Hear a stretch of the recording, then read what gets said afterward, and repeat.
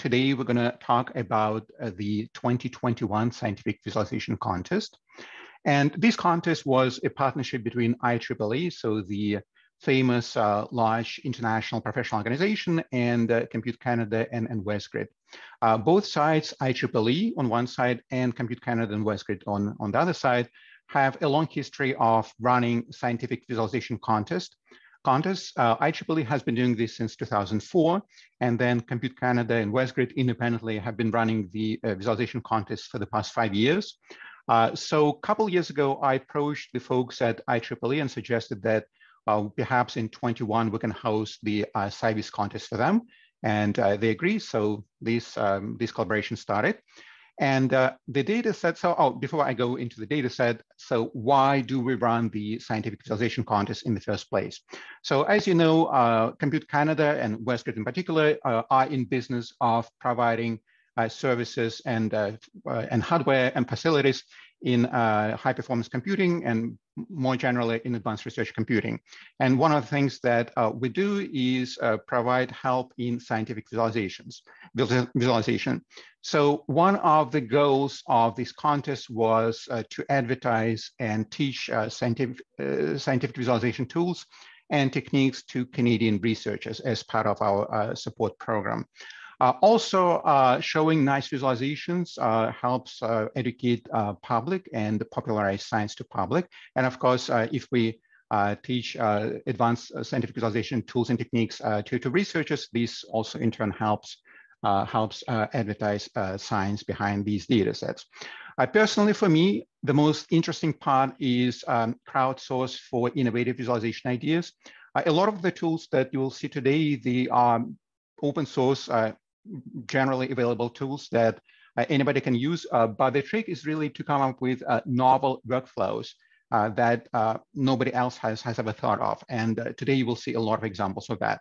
So particularly notable years in our own experience for these nice ideas were the competition in 2017, when we were doing the airflow around counter-rotating wind turbines, and this year's competition. And also the data set behind this contest is going to stay around for a while. We're not planning to take it down, so you can come back to the competition website and download the data hopefully a few years from now. And so we hope that this data will be used for training, for teaching scientific visualization and for experimentation. So if you're interested in visualizing Earth's mantle convection, then you can download this data at any time in the future and play with this data yourself. Give me a second, I need to close my window. All right, so the data set for 21 comes from the Piskelberg lab from the University of Toronto. Hossein Shahnaz and Russell Piskelberg ran a simulation, numerical simulation on Compute Canada's SciNets Niagara cluster. And this was a simulation of Earth's mantle convection covering 500 million years of geological time. The data set was saved in 251 time steps on a spherical grid. So this is a fairly low resolution grid, but it's intentionally small. The idea is that everybody should be able to visualize this data set on a low NPC, so you don't need any supercomputing resources to visualize this data. And it covers the Earth's mantle from the core mantle boundary, so the radius of 3,500 kilometers, up to the Earth's surface. There are 6 fields included, so the list on this slide: temperature, 3 Cartesian velocity components, thermal conductivity anomaly, thermal expansivity anomaly, temperature anomaly, and the spin transition induced density anomaly. And the data set was formatted in NetCDF file format, stored in the climate and forecast convention. So this is one of the famous NetCDF conventions used very widely for geophysical and atmospheric and oceanography data.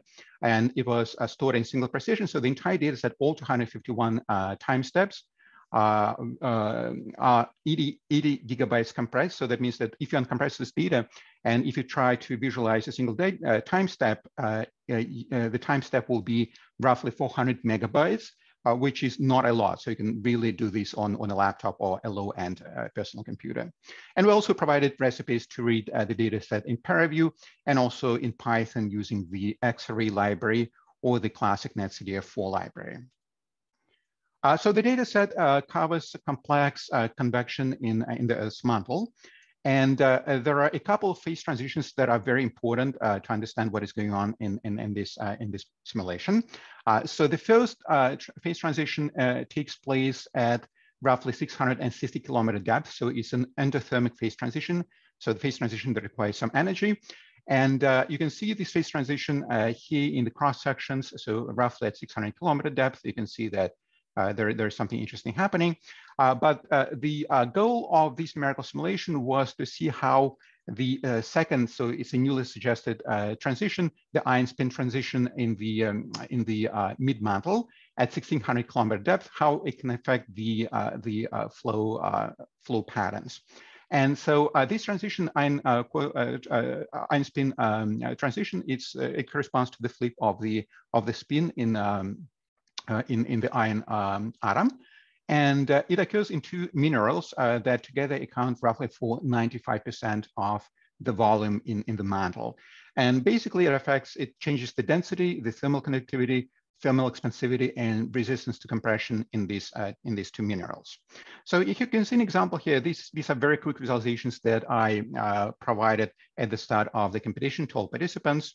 You can see it on the website. So by the way, the website here is linked. So this is the website that I mentioned, and it's going to stay around for hopefully for many years. So here's an example in a cross section showing the temperature anomaly, and the cross section is such that you see. So you see here the circle which goes from the core mantle boundary to the surface of the Earth, and then you see the inner boundary, this small sphere. So you're looking at the temperature anomaly. The low temperature means colder material, so in blue, and then the higher temperature is shown in red. And you can see this interesting flow pattern here from the top. So the colder material, cold slab that is flowing inward. And it stagnates here, so around 1500 kilometer depth. Here it stagnates, and you see nothing else is happening for a while. So these two time steps are separated by 20 million years. So nothing happens for a few million years, and then you have a sudden phase transition. So that phase transition is due to the ion spin flip, and suddenly this material becomes heavier.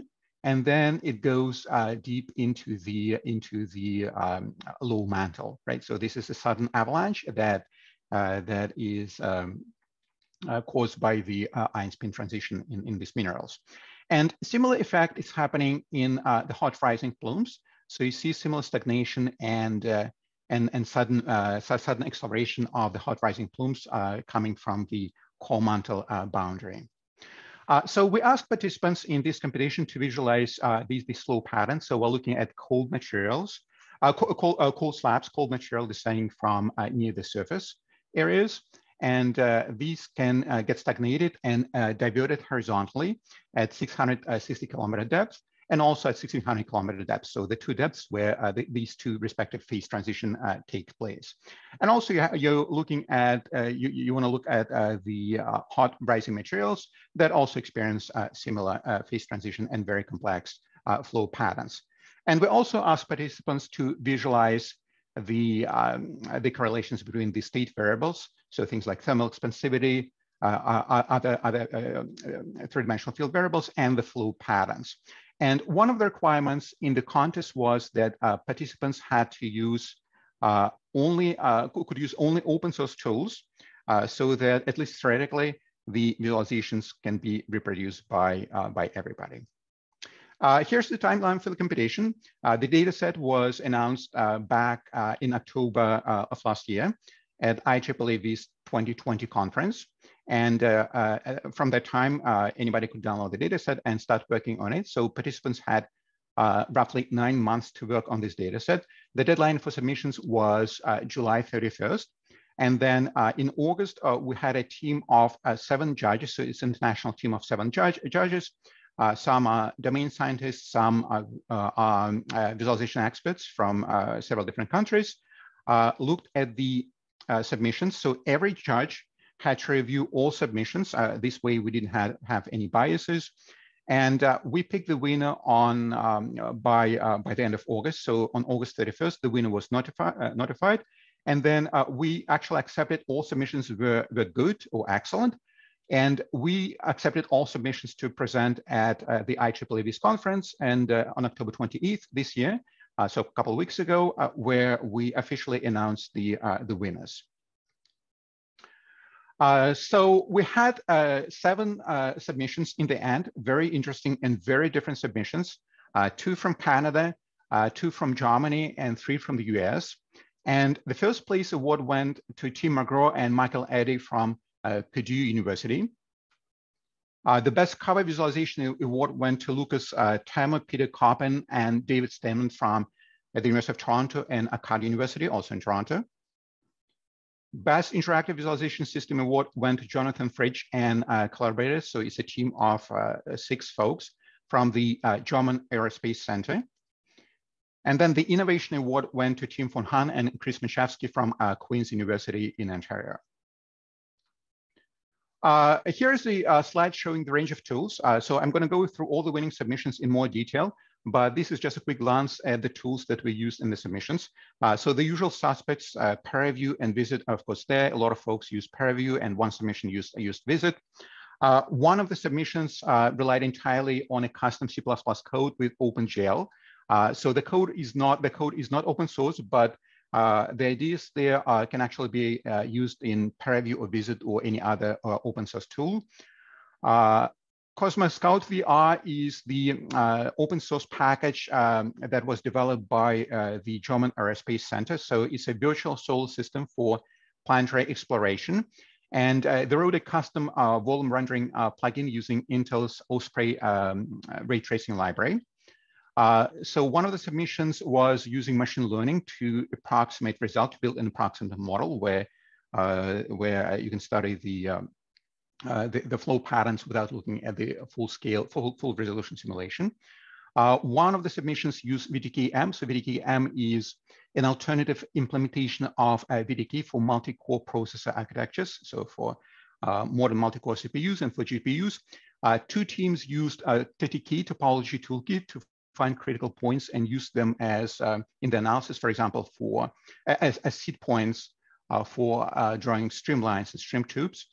One of the teams, they're actually developers behind an open source package called Voreen. So Voreen is the interactive Qt-based multi-platform volume renderer for GPUs. And one of the teams used JavaScript. So JavaScript along with a D3JS library and a 3JS library for rendering parallel coordinates and for volumetric rendering, respectively. So let's take a look at the first place award. Now, once again, it went to Tim McGraw and Michael Eddy to Purdue University. And we give this award for best identification of flow features, excellent comprehensive visualization, and new ways to study the convective flow. As one of the judges put it, it was the best traditional 3D view visualization. So it traditionally means that it relies more or less on standard techniques to dissect the three-dimensional objects. So everything is built, all the visualizations are built on top of this ray trace proxy geometry, where you have 4 surfaces. So 1, 2, 3, and 4 surfaces. And these surfaces can be dragged interactively by the user in the application. So it's a custom C++ OpenGL code. And so here's at the bottom, you see an example of essentially a surface or a slice plot that is mapped on top of this interactive ray traced proxy geometry. So the geometry actually uses ambient occlusion, where you see this nice effect with shadows and light bouncing off these surfaces. All right. So because the simulation data set was quite low resolution, they actually made an extra effort to produce nice contours. So instead of the usual linear interpolation for drawing contours, they did a cubic, so more accurate texture interpolation so that their contours are smoother. And the nice idea here is, so you see very unusual contour plots, right? And what they say that these contour plots were actually inspired by the op art movement in the 1960s. I actually had no idea what an op art movement was, so I had to look it up in Wikipedia. Apparently, it's optical illusion art, very popular in the 1960s, and they obtained a similar effect in the color maps by using these interesting color maps where you see that, so if you take a close look at these color maps, you see that they will have black bands that are mapped somehow onto these color maps, and these black bands result in this very unusual contour lines or contour maps. So I think this is a very interesting idea. They also use a variety of techniques to show three-dimensional flows between the clip planes in the proxy geometry. They use ray tracing to draw isosurfaces, and also rasterization to show stream tubes. So here's an example of isosurfaces drawn at a fixed temperature anomaly.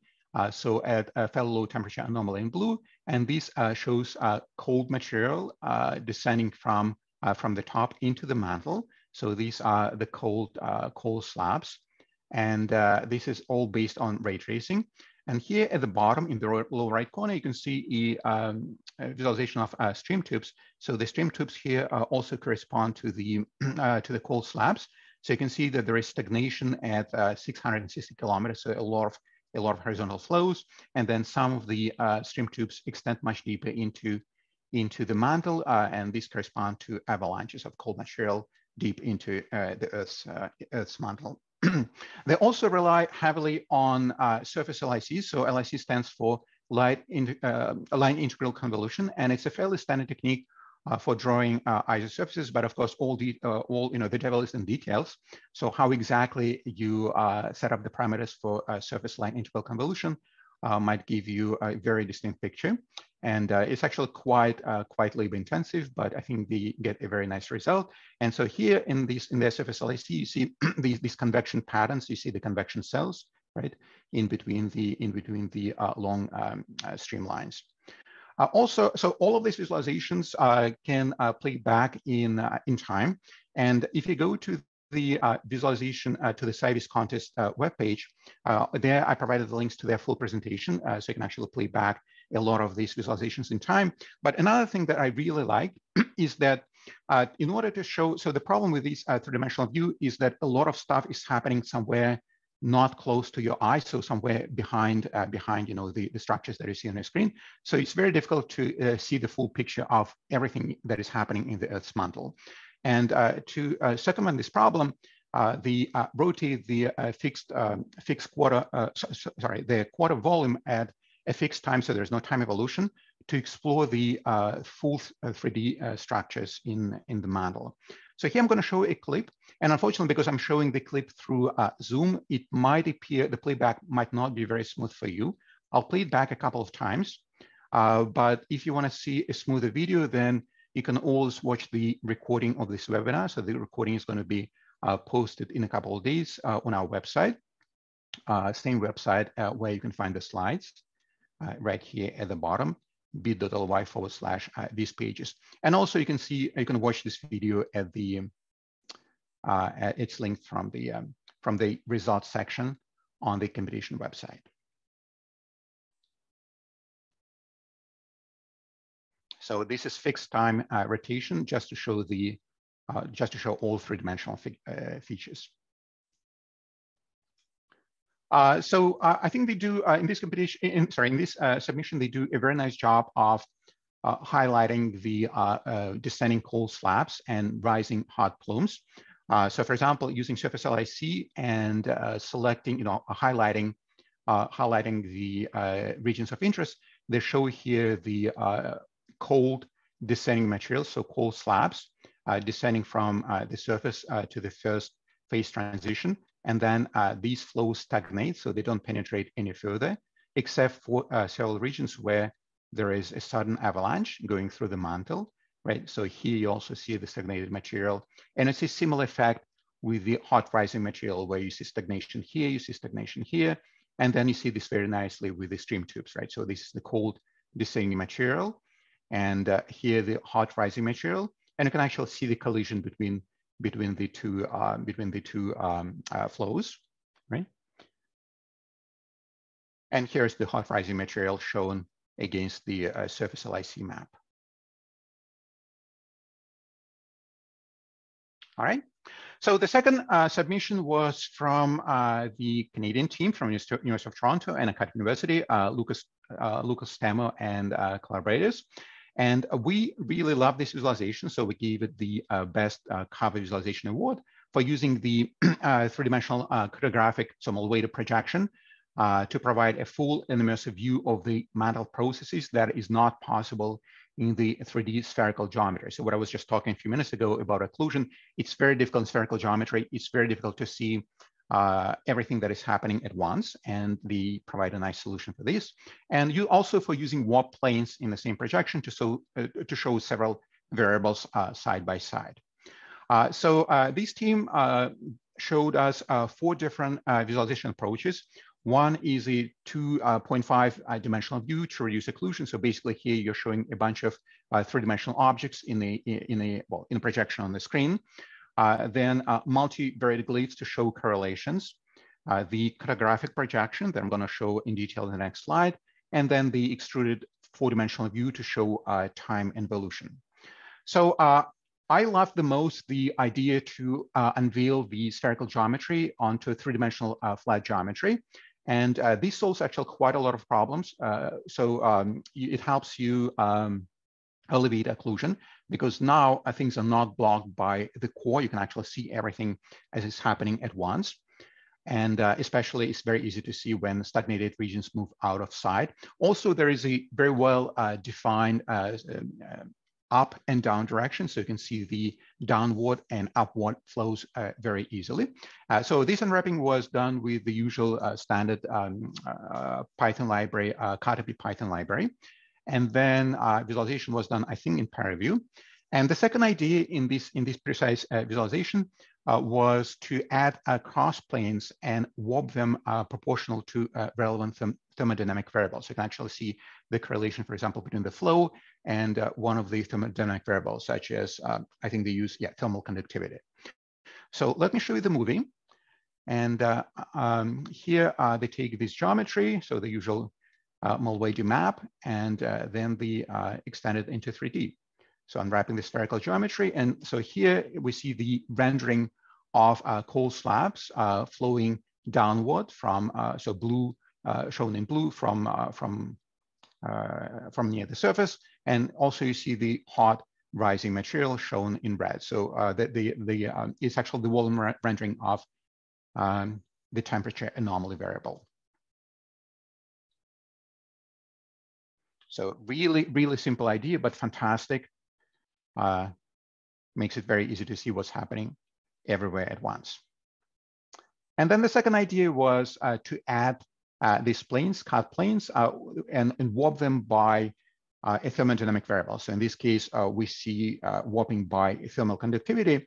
And thermal conductivity is high in hotter regions. So that means that if you have a hot rising plume, that hot rising plume also will show high conductivity, and vice versa. A cold descending slab will show correspond to regions with lower thermal conductivity. So you can actually see the correlation between the variables. So if you look at the hot rising material and thermal conductivity, you see that there is a one-to-one mapping.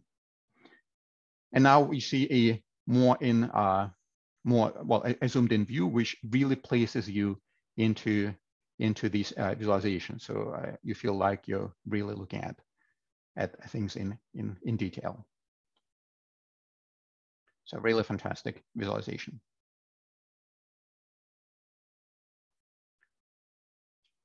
Another idea was to sample the density field with glyphs to show high and low density regions.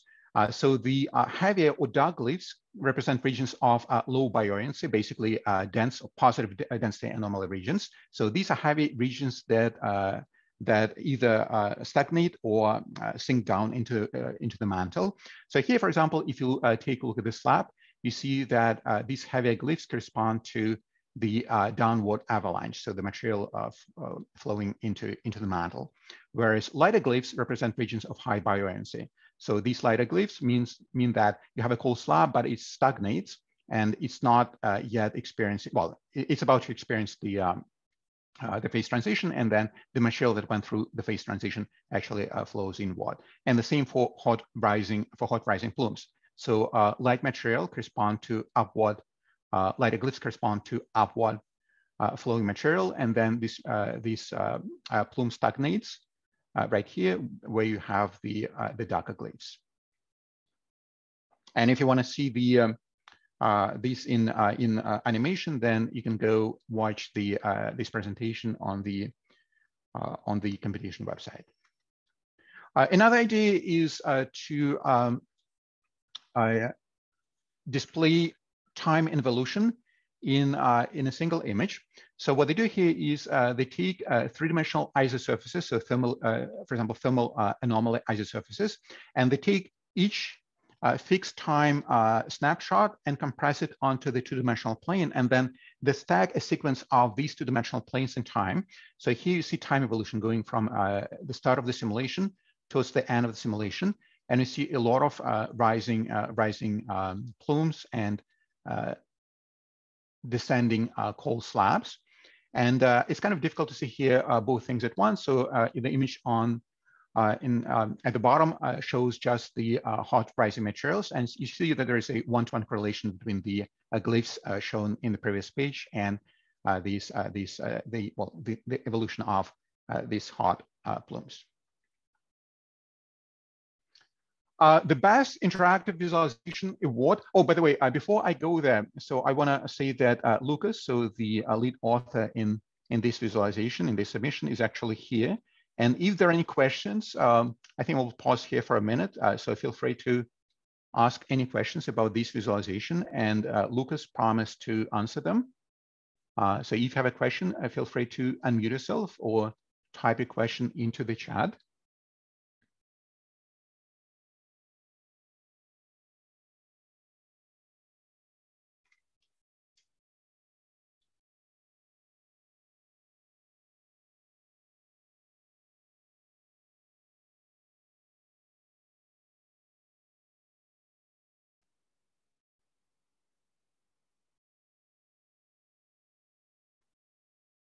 All right, so let's go to the next submission. The award for best interactive visualization system went to the team from the German Aerospace Center. And what they did, so I understand it that they are the developers behind this package, open source package called Cosmos Scout VR. And it's a package for exploring planetary surfaces in virtual reality. So the idea is that in VR, you can approach any planet in the solar system, so not just Mars, but Earth, Jupiter, and pretty much any other planet. And you can descend it through. You can descend through its atmosphere. So Cosmos Scout VR provides you ray-traced atmospheres. So, for example, here a nice image of the Earth's atmosphere, and then you can descend to the surface. So this is the full virtual model of the solar system, and the idea is to use this software to explore planetary surfaces and identify landing sites for future missions. So the package was written in C++ with OpenGL. And what they did in this particular competition is they also wrote a volume rendering plugin based on Intel's Osprey ray tracing package. And they use quite a few tricks to achieve interactive volume visualization. Oops, sorry, interactive volume visualization.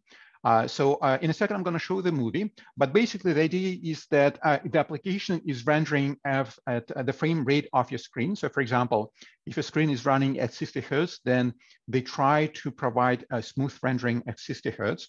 If your screen is running at 120 Hertz, then they try to provide smooth rendering at that frame rate. And of course, the problem is that computing an individual frame takes longer than 1/60th or 1/120th of a second.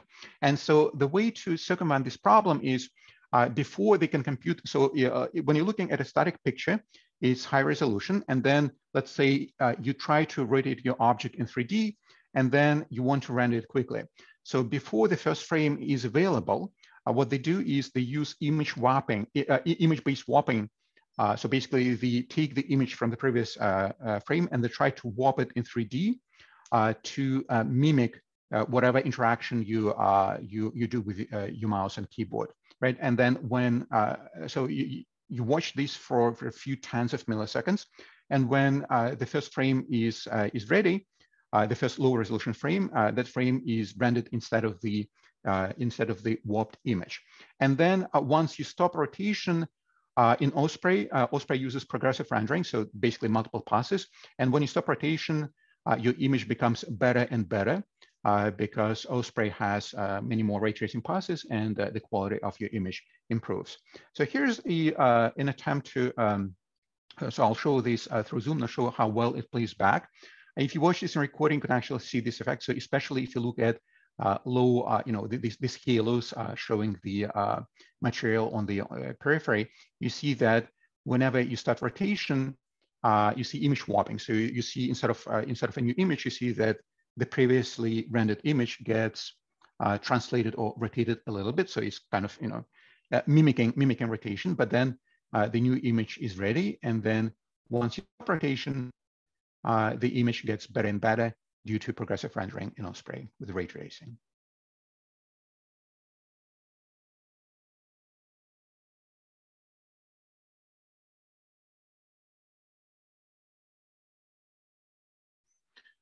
Okay, and so all of this you can run this software on your own computer, or you can run it in VR. And of course, the stress that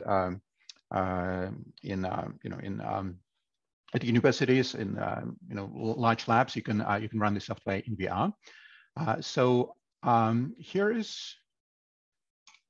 Here's an image showing how they use parallel coordinates in this system.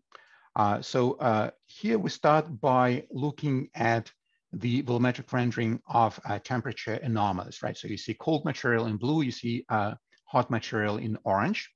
And then they go and enable parallel coordinates, so pop it into a separate window.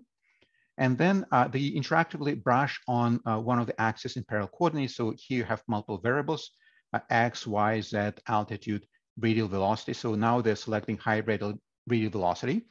And high radial velocity means rising material, right? So this corresponds to hot rising plumes. And now they look at these hot rising plumes and filter them by altitude. So for example, looking at high and lower altitudes, so you can actually selectively highlight different regions.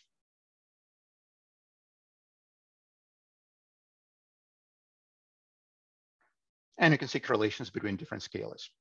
So in this example, they select high altitudes. So high altitudes means regions near the surface where you don't yet have the effects of spin transition. And they see that there is the density anomaly there is 0 because there is no spin transition there yet near the surface. But then as you get deeper into the Earth's mantle, you see a bigger spread here. So that spread corresponds to all the data points where you have spin transition.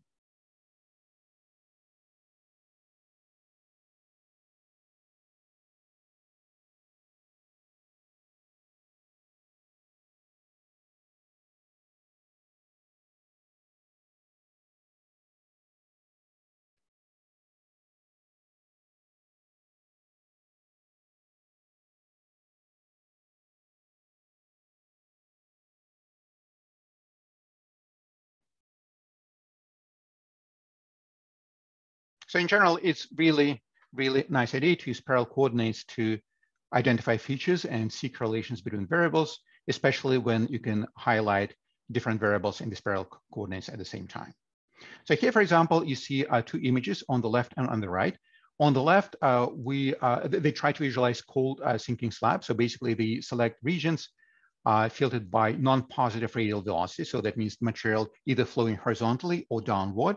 And then also filtered by negative temperature anomalies, so cold material. And so these slabs are then colored by the density anomaly. So red shows high density anomaly. That means denser material, so sinking slabs. So these are sinking slabs right here. And then blue shows negative density anomaly, so lighter material. That means stagnated material. So both at 600 kilometers and at 1600 kilometer depths, the two phase transitions. And then similarly, here you can identify hot rising plumes if you select regions using only look at non-negative radial velocities. So that means either horizontal flowing material or material flowing up, and then also filter material by positive temperature anomaly, so hot regions. And then blue shows negative density anomaly, that means rising plumes, right? So rising plumes in blue, and then stagnating plumes are shown in red, where you have high density. Another nice idea is to show streamlines from multiple, so basically use velocity information from multiple time steps. So here they selected topologically critical points using the topology toolkit. They used only the temperature anomaly field, and then they took these points and propagating them in time 20 million years forward, and color-coded the streamlines by time from blue to red. So that means that in a single image, you can actually see, in some cases, you can see flows up, in some cases, you can see flows down, and in some cases, you see stagnation and horizontal flows. So speaking of parallel coordinates, actually 3 submissions out of 7 use parallel coordinates. Another submission from Germany, from University of Münster. Here they use parallel coordinates coupled with volumetric rendering, and really nice submission also that I want to mention. And the submission at the bottom was written entirely in JavaScript, so JavaScript, D3.js and 3.js volumetric rendering. And here you also use interactive brushing on one or several variables to highlight regions of interest. So finally, the Innovation Award goes to Tim von Hahn and Chris Michalski from Queen's University in Kingston. And I think instead of describing it, I will just pass the microphone to Tim. All right, so everyone can see my screen here? Yes. Yeah, great. Thanks, Alex. Yeah, I was quite pleased that the judges, I guess, looked at this, what we presented, and thought it was worthwhile of a prize. So that was kind of neat. I guess essentially what we tried to do in a nutshell is, and the hypothesis behind this is, if we can train a neural network to sort of emulate a complex scientific simulation, maybe we can front load the cost of visualizing that simulation to the actual training of the neural network. And so this is sort of the idea behind a surrogate model. So then, because a neural network is often simpler to query than just, it sort of unlearns the low-lying dimensionality, the physical properties of the simulation, then maybe others can use that to quickly and readily visualize the data set and visualize the simulation without needing quite a complex, I guess, a very expensive desktop and setup and that. So that's really what we tried to do when we presented our preliminary work as part of the contest. You can see sort of a ground truth here and what we've been able to generate. And again, this is still preliminary, so there's quite a lot of exciting work to do. I guess sort of our end state, our dream is to be able to create a visual, create a surrogate model that can really run locally with no off-premise compute in a web browser and still be of decent visual fidelity of the original simulation. And yeah, you can go there to my GitHub, and you can look more at it there. How did we do that? Well, we used generative adversarial neural networks, some state-of-the-art methods. We were able to leverage some of the work from Lee et al. They have a good implementation of a GAN applied to a cosmological simulation. So we used that as inspiration in a launching pad. And this is kind of at a high level approximation of what the discriminator or what the GAN looks like. You condition a generator and it produces a fake sample, you could say, and then we have a ground truth, and the discriminator sort of it decides, hey, is this a real example or is this a fake example? And then that's how you train your own neural network through that. And I like this quote because it sort of encapsulates sort of what we're trying to do, and some of the power of deep learning is that most tasks are generic and they come with these predefined irregularities arising from the underlying low dimensionality and structure of the physical world. So maybe we can use that to help visualize complex scientific simulations. This is just sort of a teaser as to what we can perhaps do. The ground truth data that we use for training a model is 18.5 gigabytes, the input to our generator. So what we use to condition the generator is 45 megabytes, and the generator itself is 2.7 megabytes. Of course, this is, as we progress, we expect the generator size and the input size of the model to grow, but hopefully we can progress this to where we actually can visualize a complex scientific simulation using a surrogate model, using a deep neural network. This is kind of what some of the data steps look like. Kind of let you go over that. And yeah, if you want, you can go to my GitHub here. You can run a little example in Google Colab and see how it works. I won't do that for you. We use the mall-wide representation too. And you can also watch our presentation, full presentation. And really, we think this is an interesting concept for data visualization and scientific simulation visualization, and we hope to inspire others. And if anyone is interested, I'm happy to speak and potentially collaborate or share ideas. And all our work is available. So thanks again, Alex. I'll stop sharing and happy to answer any questions. Thank you, Tim. Any questions to Tim?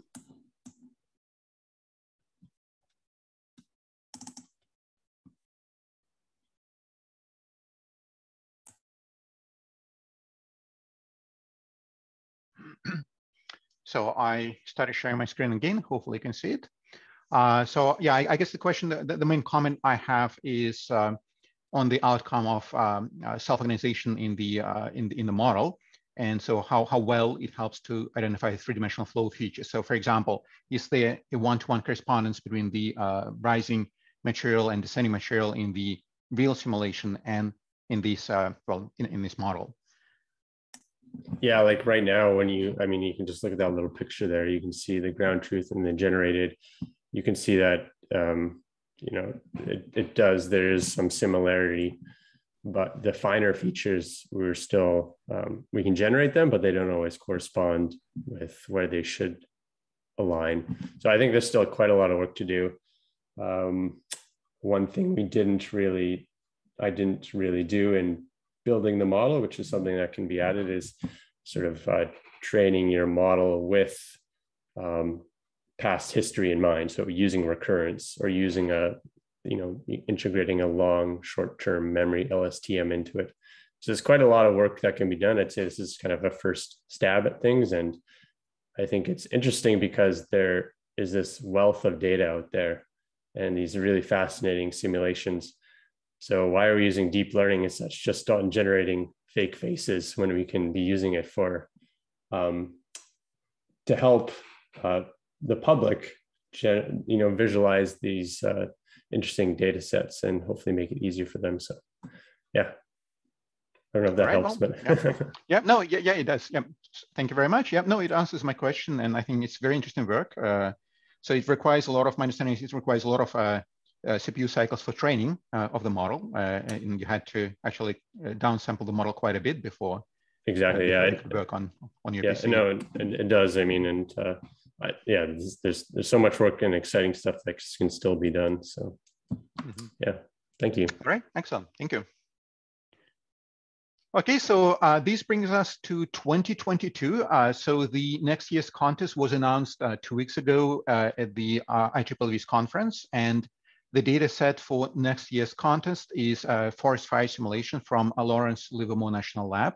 And basically what they're interested in is the interaction. So basically it's wind, terrain, fire interaction. And specifically they are looking at fire propagation behind ridge lines and steep canyons. So here you have a ridge line. And the question is whether fire can propagate on the other side, so on the leeward slope of this idealized ridge. They have a large numerical model, and the data set now is available for downloading. So the details about this data set and the tasks they want you to, well, the questions they want you to answer are on the 2022 website, which is linked from this website. So there's also a Google group if you're interested in following discussions, and if you want to ask questions, please consider joining the Google group. And so same timeline for the 2022 contest as in 21. You will have roughly, well, now remaining 8.5 months for your visualizations. And the deadline is July 31st. And then all accepted submissions will be invited to present at the 2022 SciVis conference in October in Oklahoma City. And I think I will wrap up here. So big thanks to everybody. A lot of people participated in this data set. So big thanks to Hossein Shahnaz and Russell Piskovec for providing the data set and spending quite a lot of time explaining the science behind the model to me. Thank you very much to all participants in the contest, everybody who joined us today, and also for judges to take time to review all submissions. I know it was quite a lot of work for judges back in August. So as I mentioned, the website will stay online. We have no plans to remove the website. The same for the data set. We hope it'll be useful for folks who want to play with it, who want to study scientific visualization, and you want to use this data set for training. And then please consider joining the 2022 contest.